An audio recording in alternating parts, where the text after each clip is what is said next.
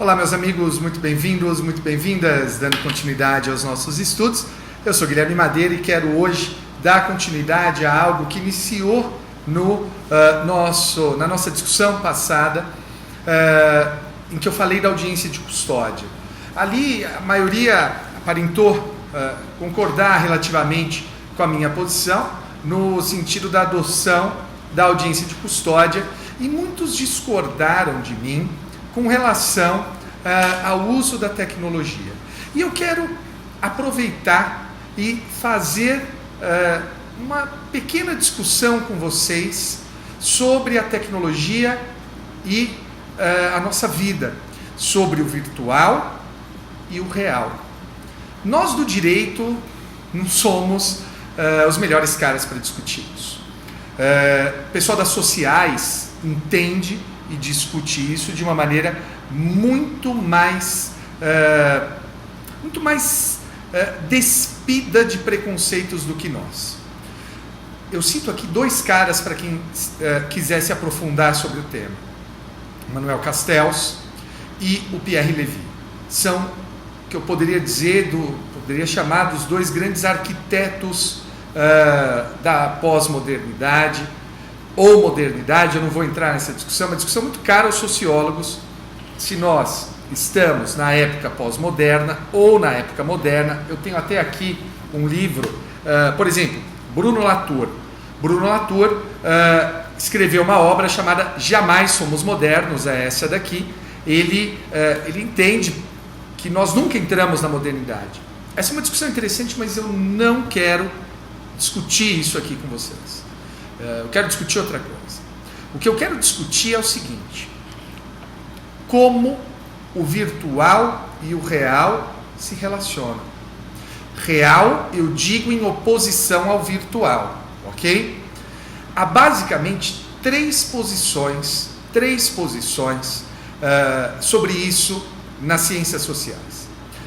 Uma primeira posição diz que as categorias existentes no mundo real são completamente distintas daquelas existentes no mundo virtual. Completamente distintas, completamente diferentes. Uma segunda posição diz que as categorias que encontramos aqui no mundo real são facilmente transponíveis para o mundo virtual. São totalmente compartimentadas não é a palavra, são totalmente, é fácil fazer a transposição. Essa transposição é algo que existe naturalmente. Terceira posição, que é a posição que eu sigo: há categorias em que é possível fazer essa transposição, essa é a palavra, essa transposição, e há categorias em que não. Categorias que nós podemos transpor, categorias que não. Pois bem, tudo isso para te dizer o seguinte: hoje, cada vez mais, nós sentimos, estudando, dois grandes movimentos.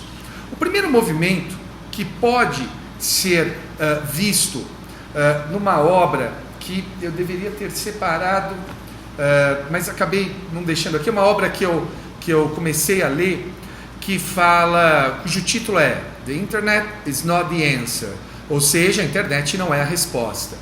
Essa obra, eu estou muito no início, mas acho que ela tem uma visão muito radical.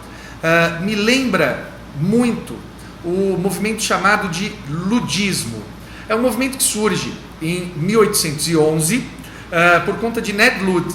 1811, você deve se lembrar, nós estamos no âmbito da Revolução Industrial, e os artesãos destruíam as máquinas porque sabiam que aquelas máquinas tomariam os seus lugares. É o chamado movimento do ludismo, com um D só, ou também grafado por alguns com 2 Ds. Dá um Google, ludismo, você vai encontrar isso na Wikipedia. Eu não compartilho desse movimento, mas também não compartilho de uma segunda posição que diz que a internet é a salvação, a tecnologia é a salvação. Acho que nós sempre devemos trabalhar a coisa com equilíbrio. Há coisas que são muito boas e há coisas que não são tão boas assim. Então, o que eu sugiro para você é: pense e se faça sempre a seguinte pergunta, que acho que é a pergunta fundamental. E aí eu volto para a videoconferência no caso da audiência de custódia. Me disseram assim: mas veja, e se a pessoa estiver sendo ameaçada de tortura lá na delegacia? A videoconferência não vai impedir isso. Não, não vai. Só que a audiência real também não. Muitos apontam problemas no uso da tecnologia como se esses problemas fossem exclusivos da tecnologia. E eu quero que você sempre se pergunte: esse é um problema exclusivo da tecnologia? Ou ele também existe sem o uso da tecnologia? Um preso pode muito bem ser ameaçado pelo delegado ou pelo policial, ser levado até mim, e ele não vai me contar. Claro que não vai me contar, eu não tenho poder para mudá-lo de distrito. Nenhum juiz tem poder disso, de impedir isso. Então a tecnologia não impede a má-fé. Aliás, nós podemos criar filtros para a má-fé, mas impedi-la, infelizmente, jamais. Gostou do vídeo? Dá um joinha aqui e compartilhe a sua opinião, compartilhe o vídeo. Quero saber o que você achou disso. Tá bom? Amigos, por hoje é só. Obrigado pela atenção. Força e fé, amor por que daí vier. Valeu!